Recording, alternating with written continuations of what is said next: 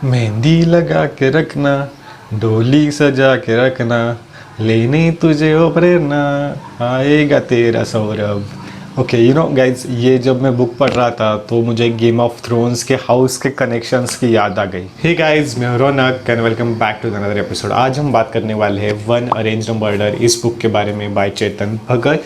ये एक्चुअली उसके latest novel है। इस पर एक्चुअली मैंने एक पहले भी वीडियो बनाया है, the connection between the girl in the room 105 and one arranged murder. क्या ये सीक्वल स्टोरी है, क्या ये कम्प्लीटली न्यू स्टोरी है, what is the connection between this two. तो इसकी लिंक आपको यहाँ पे मिल जाएगी या डिस्क्रिप्शन में मिल जाएगी, आप जाके वो वीडियो चेक कर सकते हैं।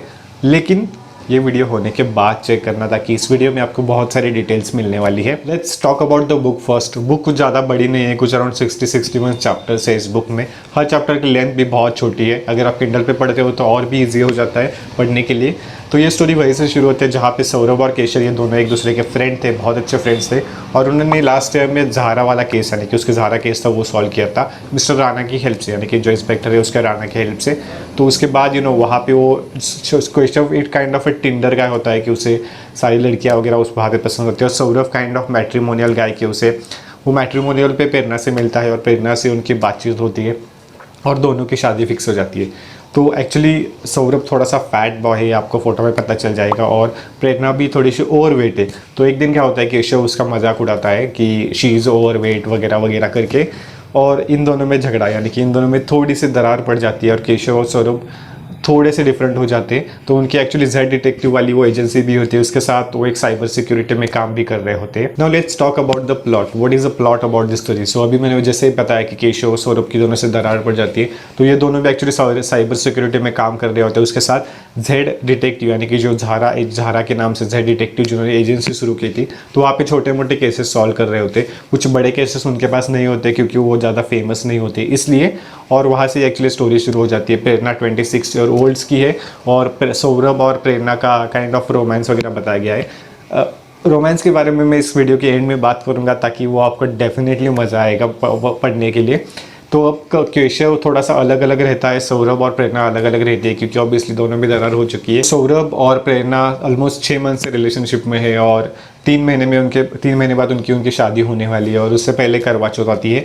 तो प्रेरणा करवा चौथ का व्रत रखती है अपने सौरभ के लिए, क्योंकि दोनों बहुत अच्छा प्यार होता है इसके बाद, इसलिए वो दोनों की उसके लिए करवा चौथ का व्रत रखती है। और करवा चौथ की रात, यानी कि 7:42 या 7:45 को वो एक्चुअली मून आने वाला होता है। तो उस टाइम पे सौरभ को फ़ोन करती है और बुलाती है थर्ड, यानी कि उनका जो बंगलो होता है वो kind of a business rich person होते हैं, फैमिली बड़ी होती है, तो 3rd फ्लोर का उनका बंगला होता है। तो वहाँ पे सौरभ को बुलाती है, और जब सौरभ वहाँ पे जाता है तो प्रेरणा इज डेड, और सौरभ को पता नहीं चलता कि एक्चुअली क्या हुआ है, उसके बीच में क्या हुआ था, प्रेरणा को किसने मारा, क्या ये एक्चुअली में मर्डर था, क्या में एक्चुअली में सुसाइड थी, क्या वो एक्चुअली में एक्सीडेंट था।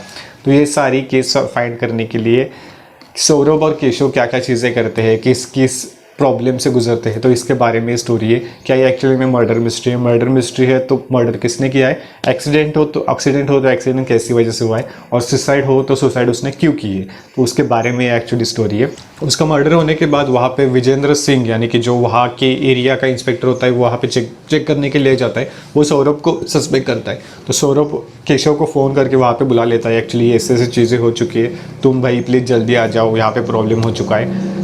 तो यहाँ से एक्चुअली में स्टोरी एक्चुअली मर्डर मिस्ट्री शुरू हो जाती है। उसके बाद स्टोरी बैकवर्ड्स में चली जाती है थोड़े टाइम के लिए, यानी कि 6 मंथ्स बैक में। वहाँ पे सौरभ और प्रेरणा के लव स्टोरी के बारे में, उनके क्या क्या हुआ था, सौरभ अमृतसर क्यों गया था, वो सारी चीज़ें यहाँ पे एक्सप्लेन की गई है।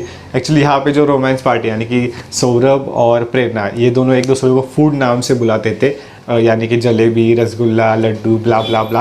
अगर आपको रोमांस पसंद है तो शायद आपको इस काइंड ऑफ चीज़ें पसंद आएगी। Now let's talk about the character. First हमारा मेन प्रोटैगनिस्ट है, वहाँ से शुरू करते हैं।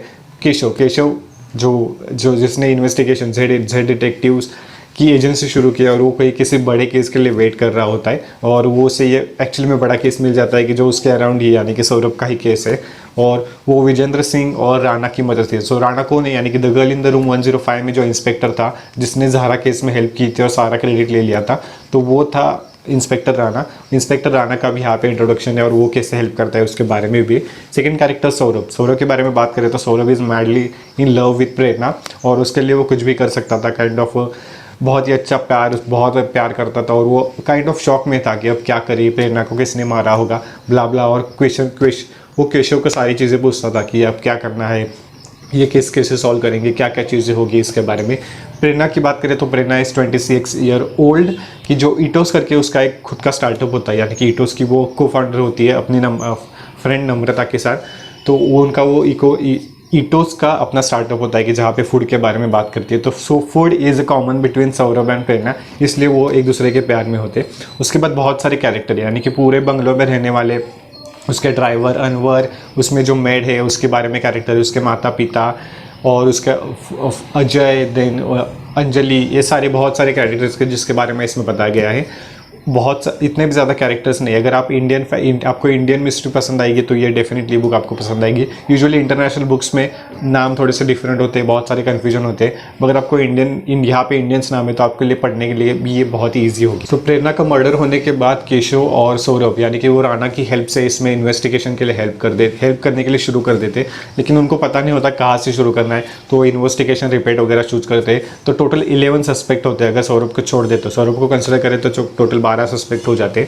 तो वहाँ से वो एक एक सस्पेक्ट ढूंढने के लिए शुरू कर दे। उसमें बहुत सारी चीज़ें होती है, बहुत सारा ड्रामा है इस बुक में, बहुत सारी पॉइंट्स है कि जहाँ पे गूज बम्स भी आ जाते हैं, बहुत सारी ऐसी चीज़ें कि जो आपको डेफिनेटली पसंद आएगी, बहुत सारी ऐसी चीज़ें कि आपको पसंद भी नहीं आएगी। मतलब कुछ ऐसी चीज़ें थी कि मुझे डेफिनेटली पसंद नहीं आई थी, और कुछ ऐसी चीज़ें थी कि मुझे बहुत अच्छी लगी, यानी कि जो मिस्ट्री थी वो काइंड ऑफ प्रेडिक्टेबल थी, बट उतना मज़ा भी आया था पढ़ने के लिए। Now let's talk about the spoilers. Well, spoilers देने से पहले इस वीडियो को एक लाइक ज़रूर कर देना, ताकि मुझे मोटिवेशन मिले और इस वीडियोस बनाने के लिए।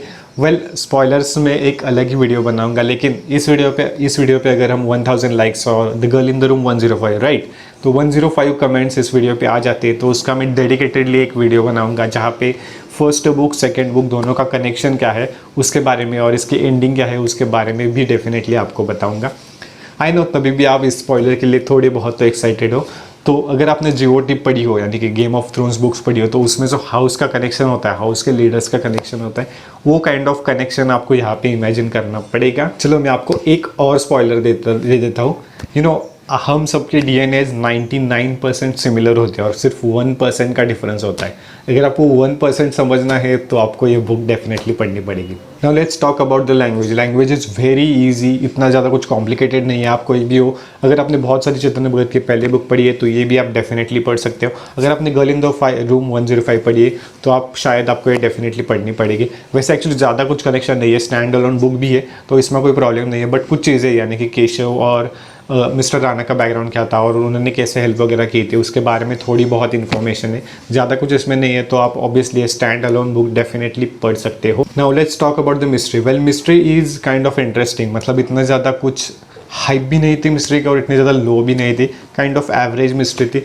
जब मैं बुक स्टार्टिंग में पढ़ रहा था, कुछ 4-5 चैप्टर पढ़ने के बाद ही मुझे समझ में आ गया था कि इसमें एक्चुअली मर्डर किसने किया है ये, और ये मर्डर करने वाला कौन है, उसने ऑब्वियसली क्या क्या प्लान किया था, उसके बैकग्राउंड क्या था उसके बारे में मुझे पता नहीं था, बट ये काइंड ऑफ स्टोरी प्रेडिक्टेबल थी, उसमें कुछ ज़्यादा इतना कॉम्प्लिकेशन नहीं था। बट जो एक कनेक्शन मिसिंग था, मतलब कंप्लीटली एक पूरा पजल हो और उसमें से एक ही पीस मिसिंग था, वो पीस जोड़ने के लिए कुछ अराउंड मुझे आगे के थोड़ी बहुत चैप्टर्स पढ़ने पड़ी, यानी कि डिटेल्स में जाना पड़ा कि ओके एक्चुअली उसने क्यों किया ये, उसका रीज़न ढूंढने के लिए। अदरवाइज़ ये मर्डर मिस्ट्री बहुत ही ईजी थी सॉल्व करने के लिए। बट आपने अगर इंटरनेशनल बुक्स वगैरह पढ़े हो, यानी कि द साइलेंट पेशेंट या अगाथा क्रिस्टी, उनके अगर बड़े बड़े बुक्स पढ़े हो तो आपको ये मिस्ट्री बहुत ईजी से समझ में आ जाएगी एक्चुअल में क्या हुआ था। अगर आप फर्स्ट टाइम पढ़ रहे हो तो भी कोई प्रॉब्लम नहीं, आप डेफिनेटली ये मिस्ट्री एंजॉय कर पाओगे। इतनी मिस्ट्री कुछ ज़्यादा कॉम्प्लिकेटेड नहीं है, easy to understand. Why you should read it. Well, आपको इंडियन लैंग्वेज पसंद है, मिस्ट्री या थ्रिलर बुक्स पसंद है, और आप इंडियन लैंग्वेज और इंडियन नेम्स के अराउंड कुछ पढ़ना चाहते हो तो ये बुक आपको डेफिनेटली है। बिगिनर से लेके अच्छे बुक्स तक आप डेफिनेटली पढ़ सकते हो।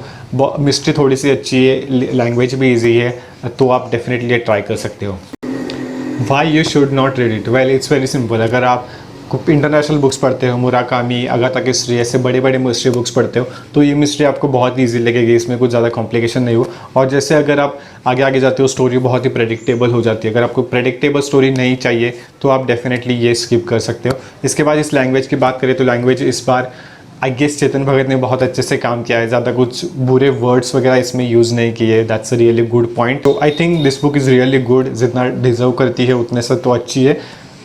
As compared to the other books ये बुक बहुत ही अच्छी है। रोमांस भी ज़्यादा नहीं है एक्चुअली। रोमांस पे अगर आपने ट्रेलर में देखा होगा तो रोमांस पे ज़्यादा फोकस किया गया, तो ट्रेलर में जितना दिखाया गया उससे भी बहुत कम है, यानी कि लेस देन 5% इसमें रोमांस है। लैंग्वेज भी इस पर बहुत अच्छी मेंटेन की गई ना, ऐसा कुछ नहीं है कि बहुत ही कॉम्प्लिकेटेड लैंग्वेज है या बहुत ही different kind of words use किए हैं या बहुत ही डी रेटेड वर्ड्स यूज़ किए, ऐसा कुछ भी नहीं है। बहुत ही कीप मतलब इजी टू मेंटेन रखा है। मिस्ट्री की बात करें तो मिस्ट्री भी उतनी हाई भी नहीं है और इतनी लो भी नहीं है, तो डेफिनेटली ये बुक पढ़ने जैसी है। ऐसा कुछ नहीं है कि इसमें कुछ आप स्किप कर सकते हो जैसे कि वन इंडियन गर्ल में वगैरह था, वैसे इसमें कुछ ज़्यादा नहीं है। अगर आप बिगिनर हो तो डेफिनेटली ये ट्राई कर सकते हो। अगर आपने चेतन भगत की और बुक्स पढ़ी है तो ये भी आपको बुक अच्छी लगी। सो मुझे अच्छा नहीं लगा वो पॉइंट्स वही थे, यानी कि एक तो स्टोरी उतनी ग्रिपिंग नहीं थी, यानी कि आप स्टार्ट से लेके स्टार्ट करते हो तो इतनी ग्रिपिंग नहीं थी कि आपको एंड तक जाना पड़े। रिव्यू करना था इसलिए मैंने वो डेफिनेटली पढ़ी है। सेकंड लगे कि जो काइंड ऑफ मिस्ट्री थी वो थोड़ी और कॉम्प्लिकेटेड होती तो और भी मज़ा आता। एंड आई गेस दैट्स वही था सब कुछ इस बुक के बारे में। कमेंट करके बताओ अगर आप ये बुक पढ़ रहे हो आपको क्या अच्छा लगा क्या नहीं लगा, और एक लाइक करके तो लाइक एंड कमेंट करके डेफिनेटली जाना। और अगर वीडियोस आपको चेक करने हैं नॉन फिक्शन बुक्स पे या और किसी बुक्स पे तो आप डेफिनेटली मेरे चैनल पे जाके चेक कर सकते हो। और इंस्टाग्राम पे फॉलो करना मत भूलना, वहाँ पे सारे अपडेट्स आपको सबसे पहले मिल जाते हैं। And that's all for the today's video. See you in the next one. Bye bye, tata, take care.